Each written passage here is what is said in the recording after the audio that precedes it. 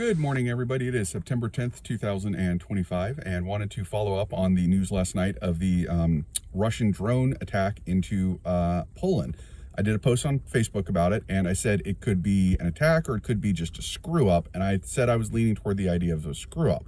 The idea being that basically Russia sent some drones after some targets in Ukraine, and somehow they messed up the targeting and they went into Poland. That was sort of my knee-jerk initial reaction. As more information has come out, I will tell you I no longer believe that. I believe it was intentional. At least 10 drones entered Poland. They entered at different times, and I mean significantly different times. The Poles had to shoot at least a few of them down. At least one drone made it 265 kilometers deep into Poland.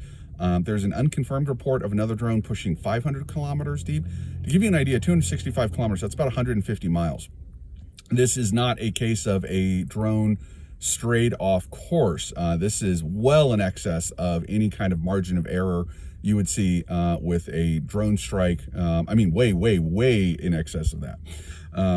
The Poles scrambled fighter jets and shot some of the drones down. There are also Dutch, Italian, and even American fighter jets that were scrambled. An American refueling tanker was put up to refuel the NATO fighters that were up there. This is the closest we have gotten to war with Russia so far in this entire Ukraine scenario. I know everyone online's been talking World War III, World War III. A lot of tough guy talk about that. Most of the people say World War III really have absolutely no idea what they're talking about. If someone's talking World War III, you just dismiss them. They don't know what they're speaking about. We've never been anywhere close to World War III. This is the first time we've gotten close to a Russo-NATO conflict. Now, does that mean we're going to war? I don't think so. I really don't. That being said, this is one hell of a provocation by the Russians. Now, this is also not their only provocation. There was an issue a couple weeks ago where they had a Russian attack sub got close to an American carrier. They're within naval strategies. There's certain distances you're allowed to keep that are considered non-aggressive, and when you come within certain ranges, it is. And they came well within that range. That is one of many provocations the Russians have done. They've been provoking the hell out of the British, the Norwegians. They've been cutting undersea cables. They've been building military bases and railroad lines around the Baltic states, Estonia, Latvia, and Lithuania, which clearly that development of military infrastructure is a setup for an invasion. Now, is that an actual invasion, or are they just doing it to, pardon the language, dick with the Baltics? I don't know. But the point is, a lot of provocative stuff's been coming out of Russia over the last really year and a half, and really the last couple of months that they've ramped it up a bit. They appear, I guess they feel very confident that with the current occupant of the White House, they don't have too much to worry about from the United States. That being said, for those who are going to say, well, what about World War III? One, it's not a world war. The definition of a world war means it has to be global. This would be a European war.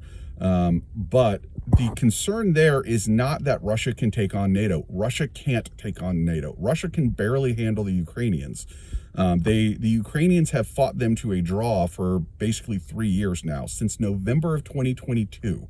So a period of just under 3 years. The Russians have managed to conquer a whopping 1% of Ukraine at the cost of probably 180,000 battlefield deaths and several 100,000 injuries. So they've lost more men just since November of 22. Remember, the war starts in February of 22. But since November, they've lost more men, November of 22, so in less than 3 years, they've lost more men than the United States did in Iraq, Afghanistan, Vietnam, and Korea combined. Yeah, they suck at war. They are very, very bad at war. If that is, however, the problem, which is that if the United States and NATO go to war, or frankly, even if NATO without the United States goes to war with Russia, is there's a very real concern that the Russians lose and lose very badly. And Russian military doctrine to this day says that their in case of emergency break glass plan is the utilization of tactical nuclear weapons. By the way, that has been wargamed in the past, and every time it gets wargamed, and the Russians did this, by the way, every scenario they ran, every single scenario, regardless who fired first, what the initial targeting package, no matter how limited it was, it always ended the same way: full release of all the global nuclear stockpiles, the Russian, the French, the British, the American, all of it. So that is the concern. All that being said, I seriously doubt we are going to war. Now, why is Russia sending drones into Poland? My guess is it's some sort of Now I want to emphasize this is a guess. I don't know this. Russia is constantly trying to flex their muscle and convince everyone that they're big and they're bad and they're strong and you need to be really afraid of them. And they frankly pay a lot of money to American influencers to push that message.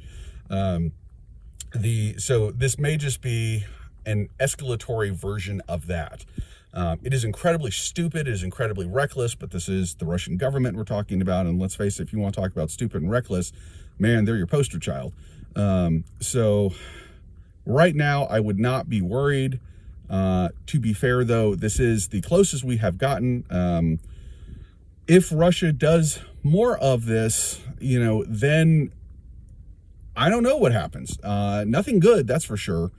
I will, just one other note, the Russians are holding a series of military exercises in Belarus. Belarus is essentially a satellite state of the Russian government. And so the Poles announced a day or two ago that they were closing the border for, I think, starting tomorrow and through the weekend. Basically mean there'd be no trains, no truck traffic, nothing like that. As they didn't want to take the risk that the Russians would get any bright ideas and try to, put on a trainload or a truckload of infiltrators or something like that. This may be a Russian response to that the Poles closing the border with Belarus, this may be a middle finger to the Poles. If that's the case, it's again incredibly stupid and reckless, but also means that we're not looking at war. It's just the Russians being pissed and acting like petulant children. So hopefully that's all it is. But either way, don't worry, we're not going to war yet. Although I have to say, with as stupid as Russia is acting right now, who knows? But yeah, this was not an accident.